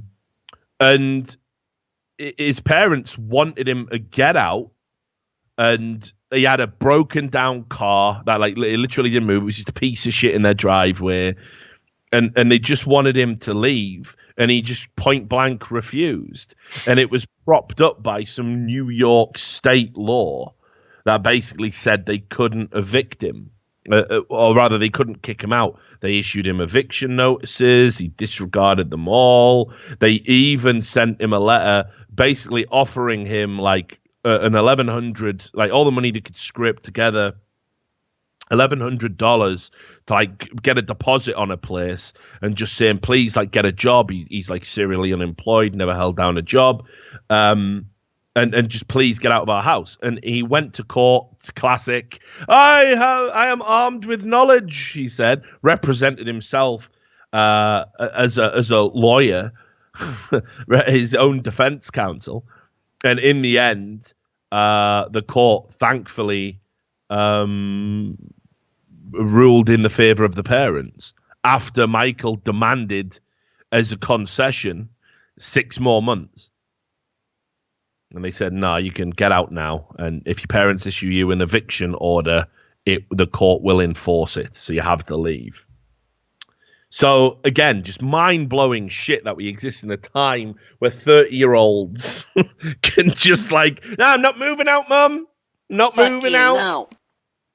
I'm not going. Fuck off, no. And you can tell this motherfucker checks like r/atheism. Oh yeah. Massive. Has got right? many fedoras in the cupboard. Now, again, because in this day and age, everything's mental, and clearly Anders was right, and we live in a simulation. The story made it to the attention of none other than Alex Jones. Yeah, Alex Jones. I saw this, man. Yeah, Alex Jones is currently being sued as well, like, by 4 different entities. Absolutely ridiculous. Like, he's being sued by the guy who made Pepe the Frog. He's been sued by his ex-wife. He's been sued by an ex-employee who claims that he he racially abused her. And there's some other fucking lawsuit. Oh yeah, the parents of Sandy Hook. How can I forget that? So he's like being sued.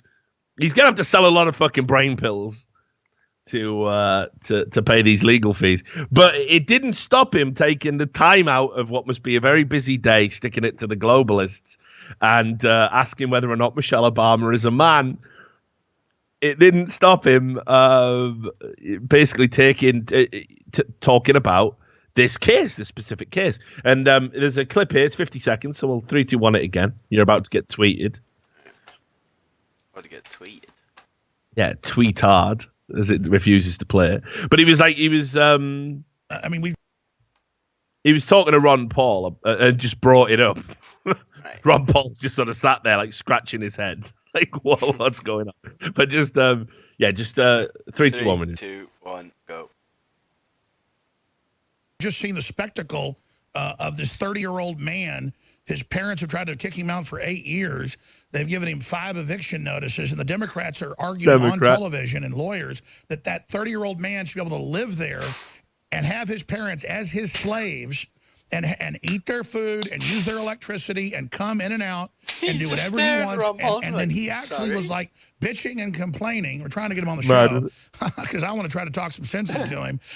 You know, that somehow he's being wronged. Doesn't he get that that's enslavement to say that his older parents have to take care of him? I mean, this entitlement is just next level. So you can see what Alex Jones had to say about it, right? Alex Jones thinks it's entitlement, it's enslavement. He used all these hyperbolic terms, and then he said he was going to try and get him on the show. Well, I knew that obviously there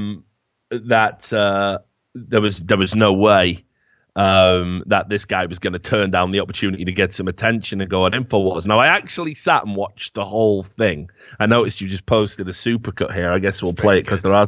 Yeah, there's some fucking bang. There's some funny highlights in it, so we'll definitely play that. But actually, I watched the whole thing. It's like an hour-long interview he did with him, and he like this is how fucked up the world is. Alex Jones was talking sense about like life lessons and how you need to get out there and grow up and do it, and he gave him $3,000. Yeah, and said like, "Here's some money. You know, it's a little bit to get you started."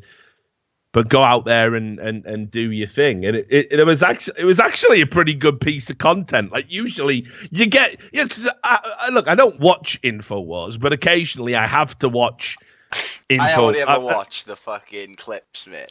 You know what I mean? Like Alex Jones sings an indie song. You know, mate. Alex Jones cries. Yeah.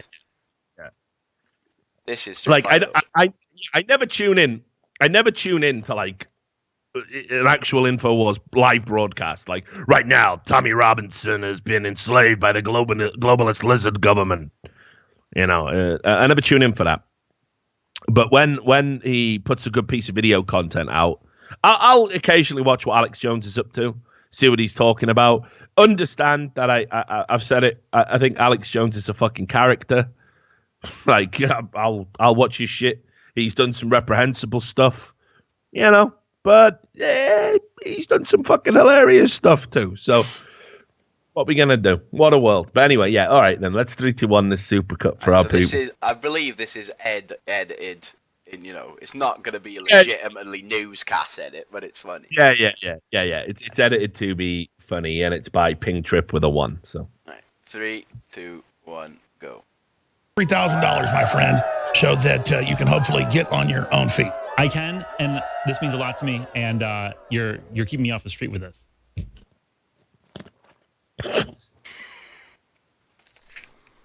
So opens it and then bit.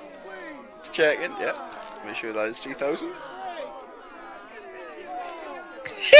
He did open it on camera.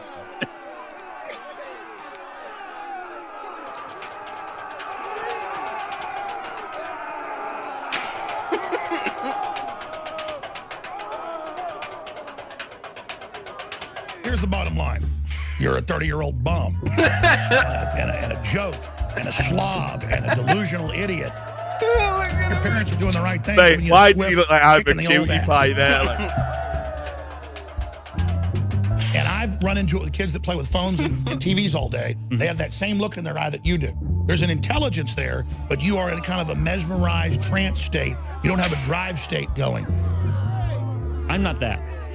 Most people that are like this act just like you. They're usually witty in ways, they're smart, they have little comebacks, they have all their little ways of doing things, and I think it's a gross form of selfishness. If I was 60-something years old, how old are your parents? 60-something years old, 61. I mean, and I had a son going around that was dressed like Cousin Ed. I'd get pissed off and tell him, get the hell out of the house. But what is it with millennials? I mean, I'm not bragging, bro, but when I was 11, I was jumped on a steamboat and went to China and all around the world and came back, and then was one of the biggest runners of liquor in Houston. I'm explaining something to you. Oh, all right. But I'm telling you, this won't go well for you down the road. I'm just saying, man, how do people become like this? How do you not want to go out and do something? I was on my own most of the day. Let me ask you this question real quick, because we appreciate you being here. Sure. When are you going to get out now? I'm considering that I can have, well, it depends on how many hands I have to help me, because I've had some people offer to help me. But it's basically getting my stuff to... Everyone isn't operating on your timetable, bro.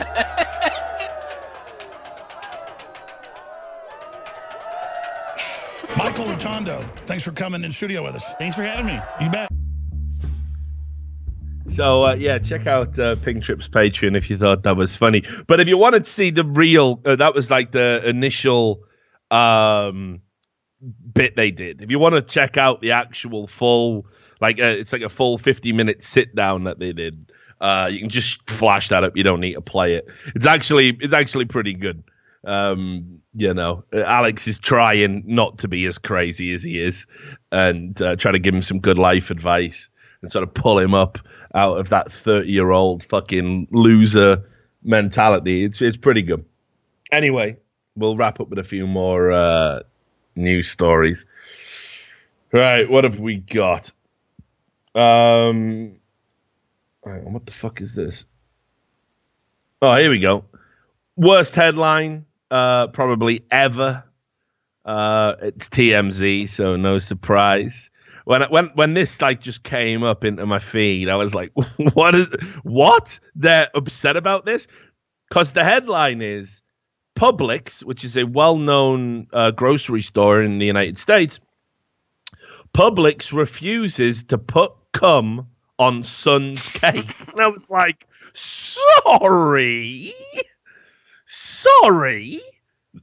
Obviously they'd refuse to jet on your son's cake. You can't ask people to do that. But then I looked at the actual content of the story, and they were getting a cake for graduation, this family, for their son, and he had graduated Summa cum laude, which is the best for the class or something. Yeah. But they wouldn't put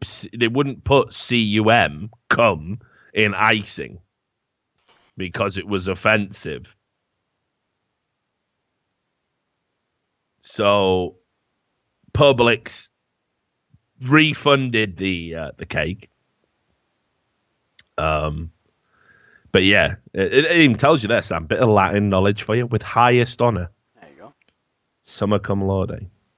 But yeah, they said, no, we're not going to type out the word, we're not going to ice out the word cum, because, it's rude. It's not acceptable. It only means one thing now. So there you go. What else do we have here? But yeah, that was just a terrible phrasing on the headline. They think it was a different language for a dirty sentence or something, so they left the cum out. I don't get it. Well, yeah, but I mean, I don't know. Maybe... if you work as an icer, I don't even know what that's called. Cake decorator, I think. I don't think they break it down individually to ice it. I'm an icer, then someone else does the fucking fondant, mate. I didn't know. But yeah, maybe you don't speak Latin. Not many people do. Certainly not. Yeah, but that's a known thing in America. Yeah, it's a well-known phrase. Yeah, I know. We don't even have that in... Yeah, and I know it, and I'm not living in fucking America. So there was that. Shit. So yeah, they wouldn't put cum on the cake. Also, as well, probably could have tied this to the anything for views stuff earlier. The YouTubers and streamers, they're always wilding out. We had another cunt over at Disneyland this time. A YouTuber arrested for another hilarious prank where he got drunk and ran around telling guests at Disneyland in Florida that there was an ongoing shooting. Good joke. And that they had to evacuate. And he was filming it. And the Disney resort had to do a lockdown, make sure no one was indeed doing a shooting. And he got arrested with disorderly intoxication and disturbing the peace. Needless to say, he pleaded no contest and only got a very generous, I might add, Sam, 3 days in jail. Fair play. So basically get put in the drunk tank there. So, yeah, why not? So there's that, and then I just want to wrap up with a couple of funny videos, and then we'll go. I've been dying to see your reaction to this video, Sam, from the moment. I've just been dying, right? Yeah.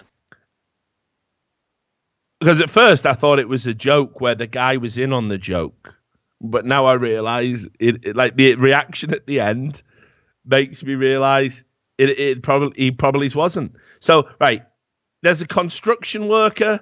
He's out there pounding bricks, Sam. He's out there with one of them big pneumatic fucking, the things that pat down the press. The press. Not hydraulic press, but whatever the fuck. Yeah, the pneumatic press. And, to pat down surfaces so it's nice and compressed and even and flat so you can put in the liquid cement. Basically, the foundations that wet cement and stuff will go onto. And there's a guy out there, he's pounding away one of the things. And again, if you've ever used any of these, machines, it really does take it out of you. It's a lot harder than it looks. All the vibrations, it's like getting a workout in your muscles. Your muscles feel raw as fuck afterwards because it's just been vibing the whole time. It was like what they used to say about the pneumatic finger. You ever seen that? No. Where like your finger, it completely fucks up the circulation in your fingers, and they go white and they can't move. All right. Yeah, you can check that out. But anyway, so this guy, he's there, he's pounding brick, working hard. He's in the fucking sun, and someone hands him a beer. Just turn the machine off, mate. Just watch this video, mate. It's so retarded. 3, 2, 1, go.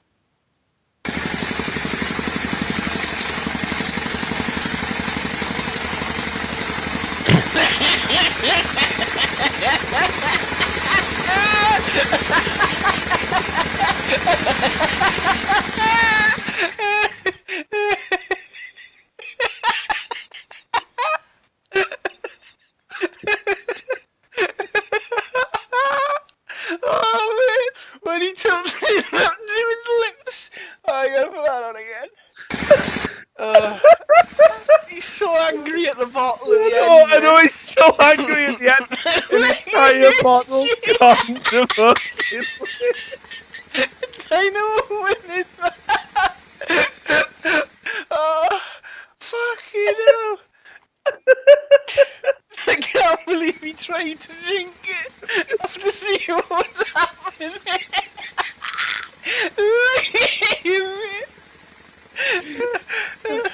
Fucking hell. And then he turns it off after he launches the bottle on the floor. Look at that zombie! He's just splashing it in his own face. Fuck, I knew you'd find that fucking hilarious. It's the way he can't get it to his lips, man. No matter how hard he tries. Like,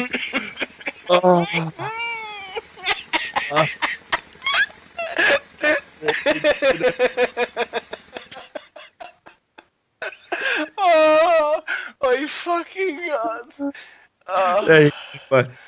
I've been dying to show you that. Like, I nearly sent you that on Skype, but I've just been holding up.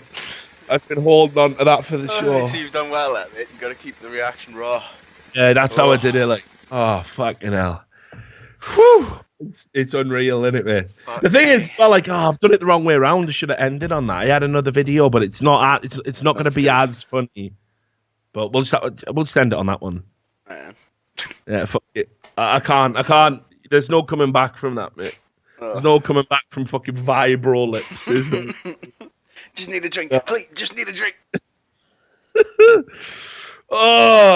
Right. Fuck me. So there you go. That was the Richard Lewis Show. Just a bit of fun today, trying to draw us away from the ever-circulating, descending, cyclical stupidity of the culture war. And yeah, now, I don't know. Have we got any plans, anything to announce? Anything going on? Nah. I was telling people about that potential supplement sponsorship yesterday on stream. Yeah. Hope that one comes in. We have a reply. I'll give you the deets. All right, nice. I'm down. So yeah. So there you have it. Now I'll probably be streaming a little bit later. Sam's obviously going to Amsterdam for a big blowout before he comes out to America. So that means that by the numbers won't be on Tuesday. There won't be another Richard Lewis show for a few days either. We're looking at Thursday at the earliest. Is that right? Yeah, probably Thursday. So basically, as of tomorrow, you're going to be fucking tripping on truffles, right? Living the movie, mate. In a jazz bar in Amsterdam, just drinking in a corner, lose my mind. Yeah, well, good for you. Good for you. So there we have it. So thanks to everybody who tuned in today, everybody who donated, everybody who bought merchandise, everybody who subscribed. Really appreciate it. We are going to get that new T-shirt out. We're going to do it as soon as Sam gets back from Amsterdam. But basically, I'll be streaming by myself for a few days while Sam has a holiday. And until next time, take care of yourselves, and we'll see you soon. Bye.